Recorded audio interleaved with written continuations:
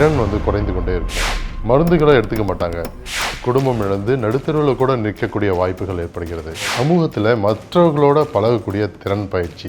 இதற்கு மேலே மாத்திரைகள் எடுத்துக்கொள்ளும் போது அவர்களுக்கு ஒரு சிக்கலான விஷயத்தை நம்ம ஒருங்கிணைந்து செயல்படுத்தினா தான் மற்றவர்களை காட்டிலும் இவர்களுக்கு தான் அதிகமான நம்மளோட பிரெயினில் டோபமைன் என்று சொல்லக்கூடிய ஒரு கெமிக்கல் வணக்கம். இன்றைக்கி நம்ம மனநல பிரச்சனைகளுக்கான முக்கியமான சிகிச்சையான மனநல மறுவாழ்வு சிகிச்சையை பற்றி தான் நம்ம இன்றைக்கி பார்க்க போகிறோம்.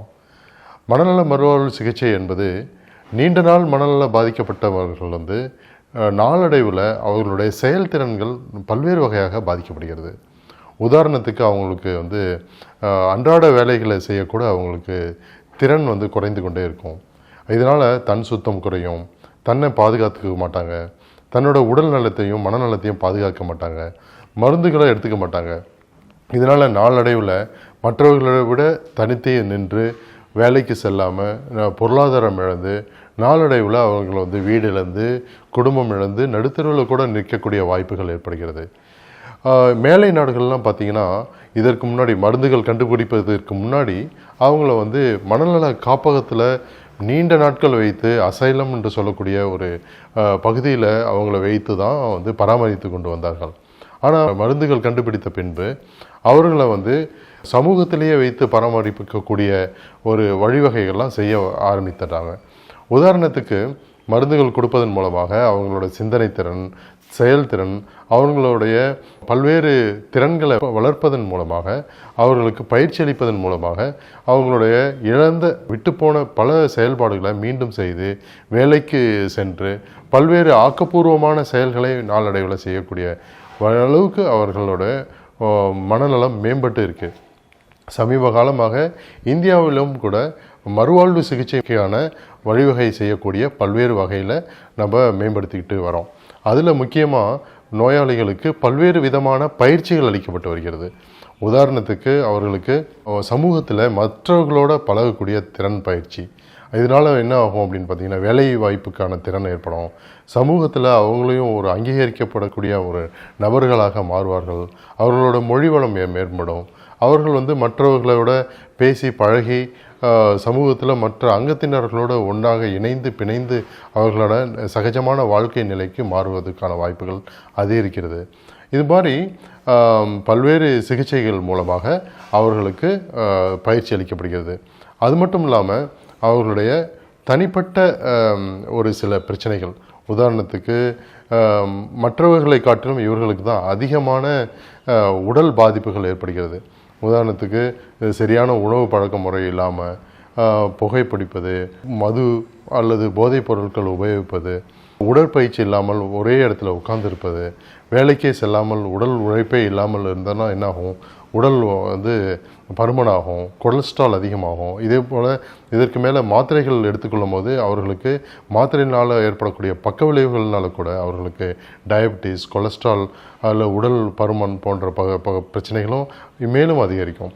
இதனால் மற்றவர்களை காட்டிலும் நீண்ட நாள் மனநோயால் பாதிக்கப்பட்டவர்களுக்கு இறப்பு என்றது கூடிய சீக்கிரமே நடக்குது. மற்றவர்களை ஒப்பிடும்பொழுது 14 ஆண்டுகள் குறைவாக இருப்பதாக ஆய்வுகள் கூறுகிறது. இப்படிப்பட்ட ஒரு சிக்கலான விஷயத்தை நம்ம ஒருங்கிணைந்து செயல்படுத்தினா தான், மருந்துகள் மற்றும் பயிற்சிகள் மூலம் ஒருங்கிணைந்து செயல்படுத்தினால்தான் அவர்களுடைய வாழ்க்கை திறனும் உடல் வலிமையும் உடல் இயக்கமும் அதிகரிக்கும். அது மட்டும் இல்லாமல் ஒரு நோயாளி ஸ்டேபிளாக இருக்கணும் அப்படின்றதுக்கு அவங்களுடைய குடும்பத்தினர் ஒரு முக்கிய பங்கு வகிக்கிறார்கள். அவர்கள் நோயை பற்றிய புரிதல் நோயாளிகளுக்கு மட்டுமல்லாமல் நோயாளியோட குடும்பத்தினருக்கும் புரிதல் வைக்கிறது ரொம்ப முக்கியம். ஏனென்றால் பல நோய்கள் மீண்டும் அறிகுறிகள் ஏற்படுவதற்கு வீட்டில் ஏற்படக்கூடிய ஒரு சுமூகமற்ற ஒரு சூழலை காரணமாக கண்டுபிடிக்கப்பட்டுள்ளது.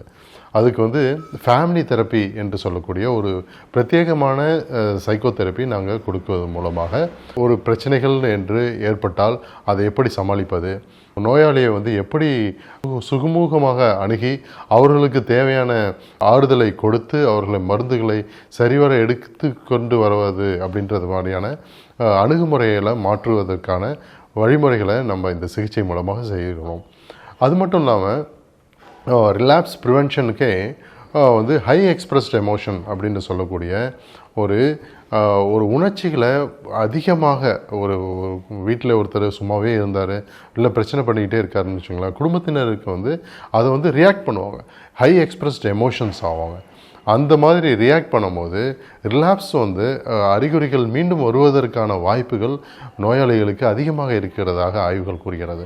அதை தடுக்கும் வகையில் ஃபேமிலிக்கு தேவையான ஒரு ஒரு ஃபேமிலி கவுன்சிலிங்கும் இதன் மூலமாக மறுவாழ்வு சிகிச்சை மூலமாக அவர்களுக்கு அளிக்க வேண்டும். அது மட்டும் இல்லாமல் காக்னிட்டிவ் பிஹேவியர் தெரப்பி என்று சொல்லக்கூடிய ஒரு பிரத்யேகமான சைக்கோதெரப்பி இதன் மூலமாக நோயாளிகளுக்கு கொடுக்க வேண்டும். ஏன்னா பார்த்திங்கன்னா ஒரு டெலியூஷன், ஹாலுசினேஷன் என்று சொல்லக்கூடிய பல்வேறு வகையான பாசிட்டிவ் சிம்டம்ஸ், அதாவது ஒரு சந்தேக எண்ணங்கள் ஏற்படுது, காதில் யாருமே இல்லாத சமயத்தில் ஒரு குரல் கேட்பது, மாய பிம்பங்கள் தெரிவது போன்ற ஒரு பிரச்சனை, உணவு பிழம்பை ஏற்படுத்தக்கூடிய ஒரு வகையான அறிகுறிகள் இருக்கும். அந்த அறிகுறிகள்னால அவர்கள் மன உளைச்சலுக்கு ஆளாவார்கள். இதை எப்படி சமாளிப்பது என்பதற்கான சிகிச்சை தான் காக்னிட்டிவ் பிஹேவியர் தெரப்பி என்று சொல்லக்கூடிய ஒரு பிரத்யேகமான சிகிச்சை தெரப்பி. அந்த சிகிச்சையும் இந்த மறுவாழ்வு மையத்தின் மூலமாக கொடுப்பது வந்து சாலச்சிறந்தது. அது மட்டும் இல்லாமல் சோஷியல் காக்னிட்டிவ் ட்ரைனிங் என்று சொல்லுவார்கள். அதாவது ஒருவர் வந்து நீண்ட நாள் மனநோயால் பாதிக்கப்பட்டவர்கள், ஸ்கிசோஃபீனியா போன்ற நோயால் பாதிக்கப்பட்டவர்கள் மற்றவர்களோட பழகும் திறன் குறையும் அப்படின்னு ஏற்கனவே சொல்லியிருந்தேன். அதாவது மற்றவர்களுக்கு பழகத்துக்கு என்னென்ன மாதிரியான ஆற்றல் வேணும் அப்படின்னு பார்த்தீங்கன்னா, மொழி வளம் வேணும். அதாவது சரியான நேரத்தில் சரியான வார்த்தைகளை பிரயோகப்படுத்தி அவர்கள் மற்றவர்களோட பேசுதல், மற்றவர்கள் சொல்லக்கூடிய வார்த்தைகளை சரிவர புரிந்து கொள்ளுதல், மற்றவர்களோட உடல் மொழியை புரிந்து கொள்ளுதல், ஃபேஷியல் எக்ஸ்ப்ரெஷன், அவங்க என்ன நினைக்கிறாங்க, மற்றவங்களோட உணர்ச்சிகள் என்னவா இருக்கும் அப்படின்ற போன்ற உணர்ச்சிகளே புரிந்து கொள்ளக்கூடிய ஆற்றல்கள்லாம் இருந்தால்தான் மற்றவர்களோட பேச முடியும், பழக முடியும். இந்த மாதிரியான ஆற்றல்கள் வந்து நீண்ட நாள் மனநோயாளிகளுக்கு நாளடைவில் அவர்கள் அந்த ஆற்றல் குறைந்ததனால் மற்றவர்களோட பேசுவது பழகுவது இல்லாமல் தனிமைப்படுத்தி கொண்டு தனிமையிலேயே வீட்டிலேயே இருந்துருவாங்க. இது மீண்டும் இந்த ஆற்றலை மேம்படுத்தணும் அப்படின்னா அவர்களுக்கு பிரத்யேகமாக இந்த மனநல மறுவாழ்வு சிகிச்சை மூலமாக அவர்களுக்கு பயிற்சி அளிக்க வேண்டும். உதாரணத்துக்கு ஒரு பயிற்சி முறை, ஒரு உதாரணத்துக்கு என்ன சொல்லணும் அப்படின்னு பார்த்தீங்கன்னா, குழுவாக செயல்பட்டு மற்றவர்களோட பேசுவதல், ஒரு ப்ராப்ளம் சால்விங், ஒரு ப்ராப்ளத்தை எடுத்துக்கிட்டு அதை எப்படி சால்வ் பண்ணுறது, ஒருத்தவங்களோட முன்பின் தெரியாதவர்களோட எப்படி கான்வர்சேஷன் செய்வது, உரையாடுவது போன்ற பயிற்சிகள்லாம் கொடுக்கணும். அது மட்டும் இல்லாமல் மற்றவர்களோட உணர்ச்சிகள் என்ன இருக்கும், எப்படி இந்த உணர்ச்சிக்கு என்ன, இந்த முக பாவனைக்கு என்ன உணர்ச்சி என்பது போன்ற அடையாளம் கண்டுபிடிப்பதற்கான பிரத்யேக காக்னிஷன் ரெகக்னிஷன் ட்ரைனிங் எல்லாம் கொடுக்கணும். உதாரணத்துக்கு ஒரு பிக்சர் எடுத்து காமிச்சு, பிக்சரில் இருக்கிற ஒரு புகைப்படத்தில் இருக்கிற அந்த மனிதர் எப்படிப்பட்ட உணர்ச்சியில் இருப்பார் அப்படின்றத போன்ற அதை பார்த்து ஐடென்டிஃபை பண்ணக்கூடிய அவர்களுக்கான பயிற்சிகள் கொடுக்க வேண்டும். மேலும் மனநோயால் பாதிக்கப்பட்டவர்களுக்கு உடல் நலத்தை பேணி காக்கணும் அப்படின்ற ஒரு அக்கறையோ ஒரு முனைப்போ இல்லாமலே இருப்பாங்க. இதனால் கண்டதை சாப்பிடுவாங்க, கண்ட நேரத்தில் சாப்பிடுவாங்க, அதிகமாக டீ குடிப்பாங்க, புகைப்பிடிப்பாங்க, உடல் பயிற்சியே செய்ய மாட்டாங்க. இதனால் அவர்களுக்கு வந்து பார்த்திங்கன்னா இருதய கோளாறு, ஸ்ட்ரோக்கு போன்ற பிரச்சனைகள் ஏற்படும். ஏன் அப்படின்னு பார்த்தீங்கன்னா, உடல் பருமன் அதிகரிக்கிறது, டயபிட்டிஸ் வர்றது, கொலஸ்ட்ரால் அதிகரிக்கிறது, இதெல்லாம் வந்து கார்டியாக் ரிஸ்க் ஃபேக்டர்ஸ் என்று சொல்லுவோம். அதாவது ஹார்ட்டுக்கு அந்த போகிற இரத்த குழாய்களை அடைப்பு ஏற்பட்டு அவர்களுக்கு சீக்கிரமாகவே ஹார்ட் அட்டாக் வரும், ஸ்ட்ரோக் வரும்.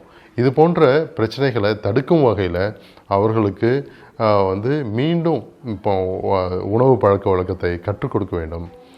சரியை விகித உணவுனா என்ன, அதை எப்படி தினந்தோறும் கடைபிடிக்க வேண்டும், உடற்பயிற்சி எப்படி செய்யணும் அப்படின்னு இப்போ ஒரு பயிற்சிகள் கொடுத்துட்டே இருக்கணும். அது மட்டும் இல்லாமல் சிலருக்கு வந்து டயபிட்டிஸ் உருவாகிருக்கலாம், ஹை பிளட் ப்ரெஷர் உருவாகிருக்கலாம். அதெல்லாம் நார்மலாக இருக்கிறவங்களே வந்து கண்டுக்க மாட்டாங்க. அப்போ மனநோயால் நீண்ட நாள் மனநோயால் பாதிக்கப்பட்டு சமூகமே ஒரு அக்கறை கொடுத்து பார்க்கக்கூடிய ஒரு நிலையில் இல்லாதவங்க தங்களை தாங்களே எப்படி பார்த்துப்பாங்கன்னு நீங்கள் நினைக்கிறீங்க? அதை போக்கணும் அப்படின்னா அவர்களுக்கே ஒரு ட்ரைனிங் கொடுக்கணும். என்னென்னா, ஏதாவது ஒரு பிரச்சனை இருக்குன்னா தன்னோட உடலை எப்படி பயணிக்கணும், அதற்கான உதவிகளை எப்படி நாடணும். சில பேர் வந்து டயபிட்டிஸ் இருக்குன்னா டாக்டரை போய் பார்க்க மாட்டாங்க. அவர்களுக்கு நம்ம வந்து சொல்லி புரிய வச்சு டாக்டரை பார்த்து அவர்களுக்கான மெடிசன்ஸை ரெகுலராக எடுத்துக்கணும் அப்படின்ற ஒரு அக்கறை அவர்களுக்கு புகட்ட வேண்டும். மேலும் மனநோய்க்கான சிகிச்சை இருக்கு இல்லையா, அதற்கான மருந்துகள் வந்து முக்கியமான பங்கு வகிக்குது. அந்த மருந்துகளை தினம் தினம் எடுத்துக்கணும். அதாவது மறுவாழ்வு சிகிச்சை முறைன்றது ஒரு பகுதியில் முக்கியமாக இருந்தாலுமே அதற்கான மருந்துகளும் வந்து ரொம்ப முக்கியமான பங்கு வகிக்குது. ஏன்னா நம்மளோட பிரெயினில் டோபமைன் என்று சொல்லக்கூடிய ஒரு கெமிக்கல் வந்து அதிகமாக வேலை செய்வதனால தான் நீண்ட நாள் மனநல பாதிப்பு ஆன ஸ்கிசோஃப்ரீனியா, பைபோலார் அஃபெக்டிவ் டிஸார்டர் போன்ற பிரச்சனைகள் ஏற்படுது. அதை வந்து சரி செய்யணும் அப்படின்னா மருந்துகளோட முக்கியத்துவம் ரொம்ப அதிகமாக இருக்குது. மருந்துகளை தொடர்ந்து விடாமல் எடுத்துக்கொண்டு வருவதனால அவங்களோட மனநலம் சீரமைக்கப்பட்டு அதற்கு மேலும் இது வந்து தன்னோட உடலை பராமரிக்கிறது, சமூகத்தில் ஒரு ஆக்கப்பூர்வமான செயல்முறைகளில் ஈடுபடுவது, வேலைக்கு செல்வது, குடும்பத்தை பராமரிப்பது, குடும்பத்தின் மேலே அக்கறை கொள்வது, நட்பு வட்டாரத்தில் மேம்படுத்தி கொள்வது போன்ற பல்வேறு வகையான விஷயங்களில் அவர்கள் மேம்படுத்தி ஒரு ஆக்கப்பூர்வமான ஆரோக்கியமான மனிதனை நம்மளை மாற்ற முடியும் இந்த மனநல மறுவாழ்வு சிகிச்சை மூலியமாக. நன்றி, வணக்கம்.